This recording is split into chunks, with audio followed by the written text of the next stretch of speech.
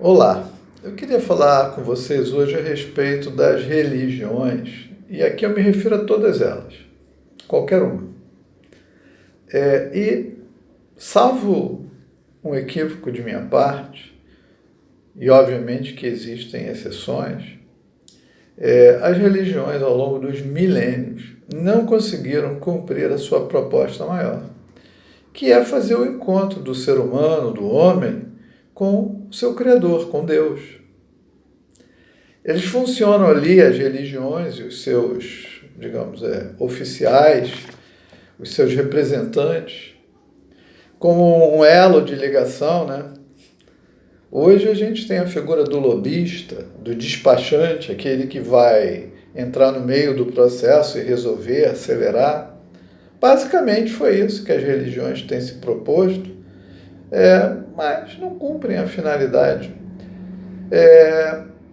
Se a gente fosse comentar, por exemplo, a estrutura básica de, acho que, de quase todas as religiões, que são os 10 mandamentos, eles já sofrem alterações quando saem do ambiente judaico e entram no ambiente católico apostólico romano. O que está escrito nos 10 mandamentos católicos não reflete na íntegra e na perfeição aquilo que Moisés trouxe a partir daquele encontro mediúnico dele, enquanto comandava aquela população na busca da terra prometida. Se fôssemos comentar a respeito dos 10 mandamentos um por um, nós poderíamos ficar horas aqui mostrando que realmente a religião não cumpre a sua finalidade porque a humanidade moralmente não se comporta de acordo com aquilo que professa. A pessoa se diz judeu, a pessoa se diz judia, ou se diz católica, ou se diz protestante, ou espírita, ou qualquer outra coisa. Mas ela não age de acordo. E é interessante pelo seguinte, tudo na vida tem uma questão de contexto de tempo, de época, não é? Se hoje nós fôssemos falar que uma pessoa ia ser enforcada em praça pública, nós não íamos ficar satisfeitos com isso, mas há 100, 200 anos as pessoas se alegravam de assistir enforcamento, fuzilamento, guilhotinar pessoas. As pessoas achavam aquilo um espetáculo, da mesma forma que há 2000 anos atrás também se divertiam na hora que os cristãos eram jogados lá no circo para as feras devorarem. Então, as coisas têm um contexto numa época que reflete o grau de avanço ou não, atraso às vezes, de uma determinada população, civilização. Os 10 mandamentos foram trazidos alguns milhares de anos atrás por Moisés para um contexto que estava ali. E é interessante porque, tirando a parte de Deus propriamente, sob o aspecto de amá-lo, respeitá-lo acima de tudo, de não, digamos, adorá-lo através de ídolos, imagens, etc. e tal, todas as demais, e tem mais um que é positivo, que é honrar pai e mãe. Todas as demais colocações do Velho Testamento, dos 10 mandamentos, começa com a palavra não. Não matarás, não adulterarás, não furtarás, não dirás falso testemunho, não cobiçarás. Não. O que é o não? O não é o proibitivo, né? O não é aquele que impede. A religião tem dito não às pessoas. É isso, basicamente, que a gente pode concluir. Aí eu pergunto, na medida que se diz, por exemplo, não matarás, o homem religioso, de qualquer religião, deixou de matar? Deixou de promover guerras? Deixou de promover assassinatos? Não. O mandamento é taxativo, ele diz, não matarás, em nenhuma hipótese. O próprio Moisés, diante da dificuldade de administrar aquela massa de gente caminhando pelo deserto, validou o assassinato na hora que autorizou apedrejar alguém por determinado, por exemplo, a mulher adúltera. Ele mesmo contrariou aquilo que a espiritualidade maior entregou para ele como uma regra divina. Ele mesmo, Moisés, caiu em contradição, porque ele, dentro daquela complexidade que ele estava ali vivenciando, ele acabou sendo um legislador civil, penal, trabalhista, não pode trabalhar no sábado. Tem um monte de coisas que ele fez que são coisas humanas, que não tem nada de divinas e muito menos de religiosas, né? Então, a gente precisa entender o seguinte: as pessoas dentro das suas religiões, qualquer uma que seja, né, legitimou a pena de morte através de fogueiras. Como que você pode matar uma pessoa, condenar uma pessoa e jogá-la numa fogueira? Olha que morte atroz. Forcas, guilhotinas, facas, espadas, fuzis, mísseis, agora temos até drones. A gente vai sutilizando, mas continua matando. Então, a religião cumpriu seu papel no sentido de sensibilizar o ser humano para valorizar a vida? De forma nenhuma.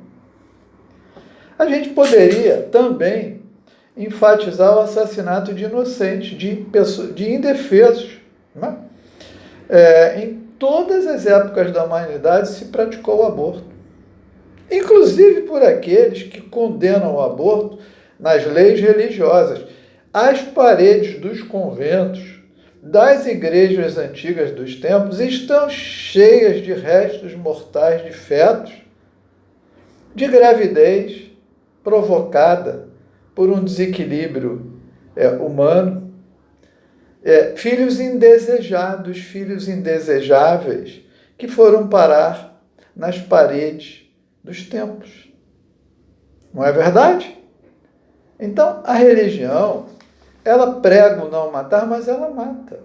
As cruzadas, uma mortandade absurda, tentada em nome do Cristo, que só falou de amor, de perdão, de tolerância.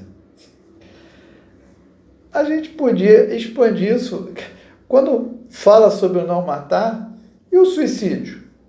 Cada vez mais as taxas de suicídio crescem.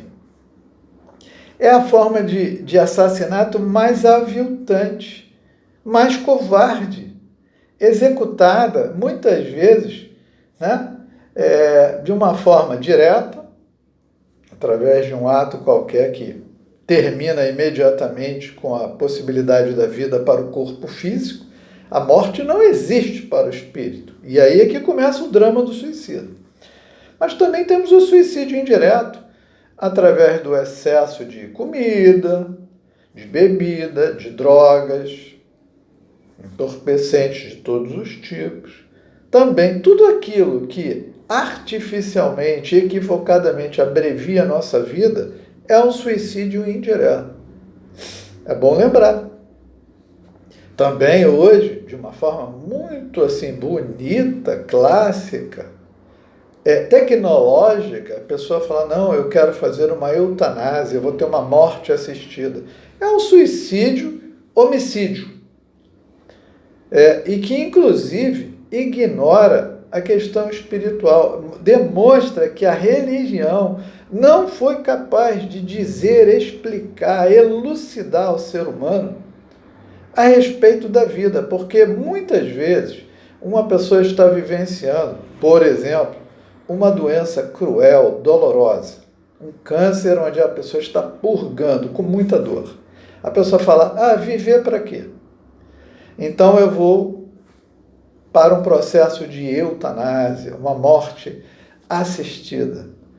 Às vezes, aquele câncer, aquele sofrimento, o corpo físico está funcionando como um dreno para a limpeza do corpo astral. E quando a pessoa antecipa a morte através do suicídio, através da eutanásia, o perispírito continua lesionado. Aquilo que poderia se extinguir nesta existência, levando a vida até ao final, e terminando o processo de limpeza, depuração do perispírito, é interrompido pelo processo do suicídio ou da eutanásia. Então, significa que o corpo perispiritual continua maculado, doente. Quando ele tiver que imprimir um futuro corpo para outra reencarnação, ele vai reimprimir problema, doença, desajuste. Isso é ignorância e a religião não foi capaz nunca de explicar isso ao ser humano. A gente também poderia dizer o seguinte, né?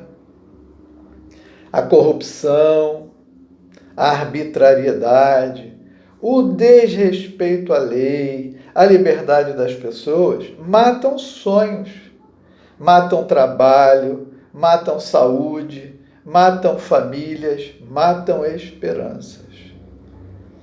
Deveríamos pensar, não matarás. Quando se tira a oportunidade de uma pessoa do trabalho onde ela vive com dignidade e esforço, não é? Porque um corrupto desviou os recursos. Quando uma pessoa fica horas e horas e horas em filas, aguardando um atendimento e não recebe, você matou a saúde dela, você matou a esperança dela, ela volta para casa num estado emocional completamente destruído. A gente mata de muitas maneiras, não é só através de uma ação física, de uma arma, né? A gente mata com as palavras, arrasando uma pessoa, tirando dela a alegria, a vontade de viver, a vontade de trabalhar, de lutar, de reagir. Temos que pensar sobre isso. Quando lá fala sobre o adultério, né? E fala para não cobiçar a mulher do próximo. O que nós poderíamos falar sobre isso? A religião explicou isso para nós ao longo dos milênios.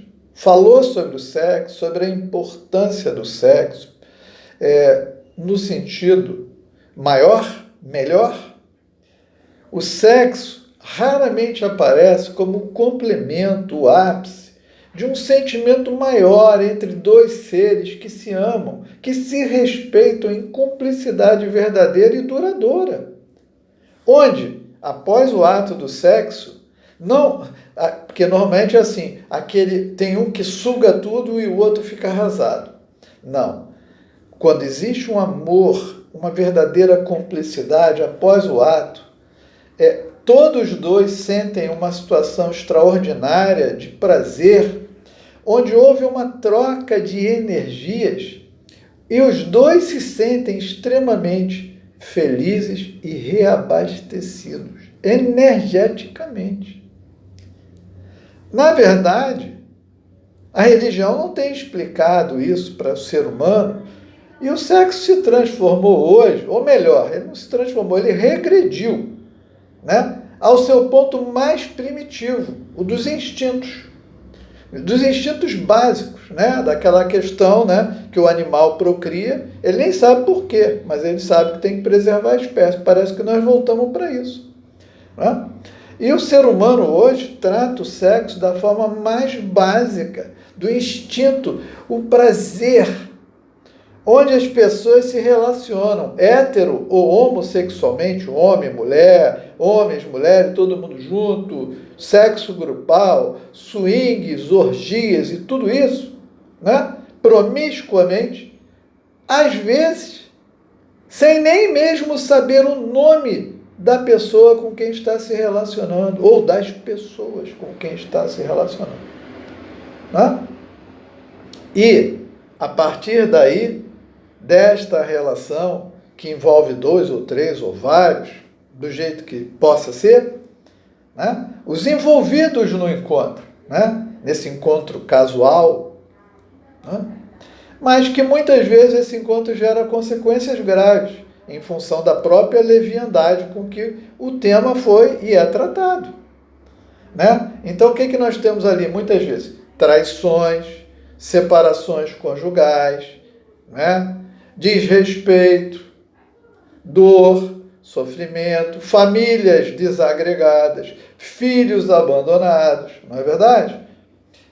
doenças venéreas, HIV, filhos indesejados e muitas vezes abortos criminosos, né? Porque ninguém quer assumir a responsabilidade do seu ato. E aqui eu gostaria de dizer o seguinte: ressalte-se com muita tristeza o papel que a mulher hoje vem exercendo nessa história. Porque ela tenta se equiparar ao homem naquilo que o homem, ao longo dos milênios, sempre apresentou de pior: a sexualidade desgovernada. É isso que a mulher quer equiparar-se? Ter esse direito também de ser desgovernado sexualmente? O sexo é uma força criadora. Ela vem, é a gênese. Através desta energia, Mozart compôs as músicas mais extraordinárias, os grandes pintores produziram. Os cientistas buscam as descobertas através dessa força criadora. Os artistas. Os espíritos superiores como Jesus formam planetas com essa energia e a gente dá a ela a forma mais primitiva e a religião não trabalha e não discute isso. É uma hipocrisia, ninguém fala no assunto. Nós poderíamos ficar aqui falando sobre os 10 mandamentos e mostrando que a religião não foi capaz, nenhuma delas, de implementá-los de forma adequada nas sociedades às quais ela predomina. O não furtarás. Olha, no país, furta-se, rouba-se à vontade, com a conivência da população que cola na escola. Eu não estudei nada e me dei bem, né? Que gosta de levar vantagem em tudo, que se dá bem sem esforço, que prestigia traficantes, desocupados, criminosos, que vota e elege corruptos e ladrões que já estão aí, todos sabem. E a pessoa vai lá e vota outra vez. A gente também podia dizer o seguinte, né? Furtam também os empresários, comerciantes, parlamentares, juristas, que fazem leis e regras que furtam o esforço e o trabalho das multidões. Quanto é razoável pagar de imposto e não receber a contrapartida do serviço? Da segurança, da saúde, da escola, de qualidade, né? Meios de transporte. O imposto é muito, o serviço é pouco ou nenhum. Populações inteiras sem receber uma gota de água dentro de casa, sem esgoto. Isso não é furtar? Isso não é furtar saúde? Isso não é furtar esperança? Claro que é. Então, certos impostos, contribuições que pesam tão fortemente no trabalho daquele que realmente colabora para a prosperidade do país, ele não recebe a contrapartida do serviço. Furtam os religiosos, que exploram a simplicidade e a fé dos ignorantes, andando de helicópteros, aviões, mansões, etc. e tal, sabendo que a pessoa está sendo explorada. Meus amigos, o ser humano precisa de religiosidade, o seu encontro com o Criador. As religiões não cumpriram e não cumprem seu papel majoritariamente. Então, eu recomendo a você que faça o seu esforço individual. Retorne nos evangelhos, leia, mas faça a sua viagem pessoal, íntima, e procure ser alguém melhor. Na medida que cada um de nós procura ser melhor, policiar-se, vigiar, a gente não tem que vigiar os outros. Nós precisamos vigiar a nós mesmos, apresentando a cada dia um comportamento mais adequado, mais humano, mais gentil, mais respeitoso, mais tolerante com tudo e com todos. E inclusive com a nossa própria personalidade. Os 10 mandamentos de milhares de anos atrás estão longe, longe, longe de poderem ser corretamente implementados. Porque a sociedade, pelo menos através das religiões, elas não conseguiram esclarecer, estimular o homem no sentido do seu aperfeiçoamento. Pense a respeito.